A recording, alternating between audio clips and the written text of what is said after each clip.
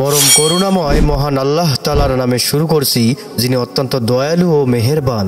হযরত আব্বাস রাদিয়াল্লাহু আনহু থেকে বর্ণিত, তিনি বলেন, আমি একদিন মসজিদুল হারামে বসা ছিলাম।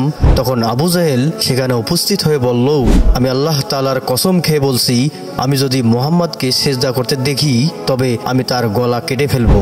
হযরত আব্বাস রাদিয়াল্লাহু তাআলা আনহু বলেন, আবু জাহেলের সমস্ত কথা শুনে আমি নবী করিম সাল্লাল্লাহু আলাইহি ওয়াসাল্লামের নিকট গেলাম এবং তাকে সমস্ত কিছু খুলে বললাম।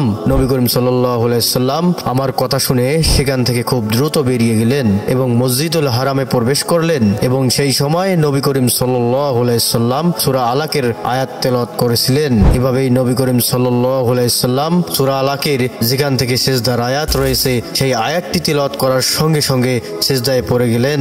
নবী করিম সাল্লাল্লাহু আলাইহি ওয়াসাল্লাম যখন সিজদা করলেন তখন কেউ একজন আবু জাহেলকে বললেন, হে আবুল হাকাম, মুহাম্মদ সিজদা করছে। এই কথা শুনে আবু জাহেল খুব দ্রুত নবী করিম সাল্লাল্লাহু আলাইহি ওয়াসাল্লামের দিকে এগিয়ে গেলেন এবং নবী করিম সাল্লাল্লাহু আলাইহি ওয়াসাল্লামের একদম নিকটে পৌঁছে গেলেন।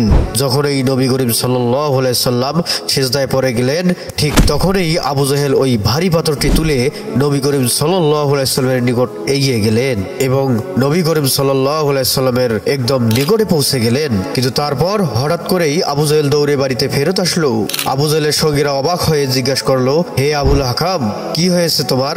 উত্তরে আবু জাহেল আরো বেশি অবাক হয়ে বলল, আমি যা দেখেছি তোমরা কি তা দেখতে পাচ্ছ না?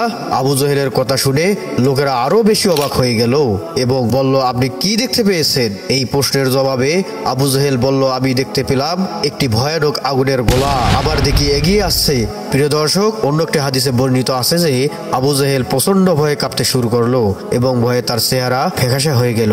আবু জাহেল আতঙ্কে অস্থির হয়ে নবী করিম সাল্লাল্লাহু আলাইহি ওয়াসাল্লামের নিকট থেকে ফেরত আসার সময় তার হাত পাথরের উপর এমন ভাবে জমে গেল যে সে চাইলেও পাথর সরাতে পারছিল না। কুরাইশ নেতারা তাড়াতাড়ি আবু জাহেলের চারপাশে জড়সড় হলো এবং জিজ্ঞেস করলো, হে আবুল হাকাম, আপনার কি হয়েছে?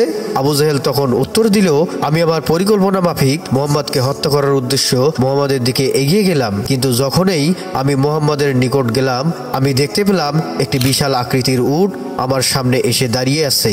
আমি এমন ভয়ঙ্কর উট আগে কখনো দেখিনি।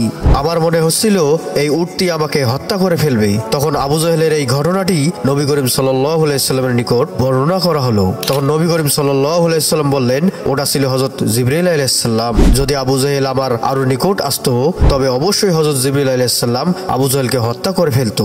প্রিয় দর্শক, আবু জাহেল ছিল আমাদের প্রিয় নবী হযরত মুহাম্মদ সাল্লাল্লাহু আলাইহি ওয়াসাল্লামের চাচা হলেও সে নবী করিম সাল্লাল্লাহু আলাইহি ওয়াসাল্লামকে অত্যন্ত কষ্ট দিত।